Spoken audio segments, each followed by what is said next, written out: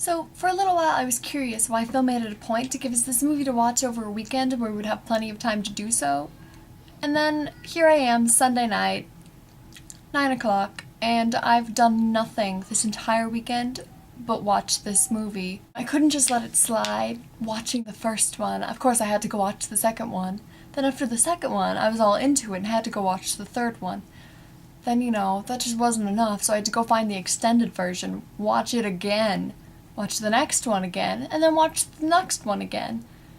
So, it's been a long LTR weekend, but it's been the best damn weekend I've had in a while. So this movie, I might be a little bit biased about why I love it so much. It was one of the first movies that I had ever seen that really just had that open air of violence. Like, everyone was fighting everywhere, there was madness and chaos going on, but it wasn't like some big clusterfuck of just there was emotion in the fight scene. Some of it was a little overdone, like the slow-mo scenes.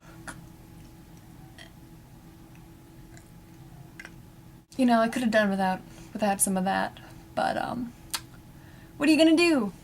So, as far as the characters go, you either love or you hate many of them. There isn't really much of an in-between, except for with Smeagol/Gollum. Half the time I kind of think of him as some weird fucked up form of a pet, but then the other half of the time I find myself, remembering that he's a hobbit, and I'm just disgusted by him and want him to leave. As far as plot goes, it's a little cliche. I suppose this was one of the first of its time, but nowadays you see the same thing over and over again. That going back and watching this is a little light versus dark, good guys, bad guys, and all the goons and stuff in between.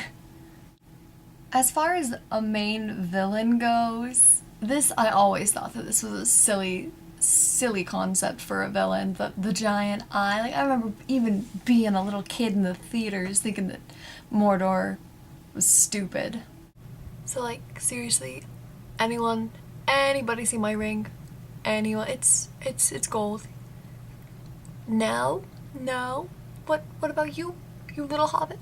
Oh. Well, other than that, the only complaint that I have about this movie is that, from certain angles, Elijah Wood is just a weird-looking kid. It's all good, though. Legolas makes up for it.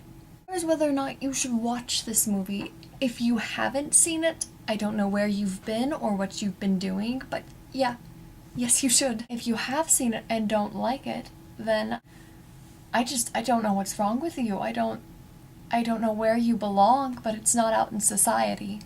So, you might have noticed that my hair looks a little nappy, a little lot of greasy grease, and that is because I have sacrificed bathing for this Lord of the Rings weekend.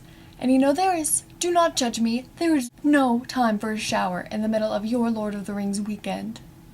I'm gonna go do that now that I'm thinking about it.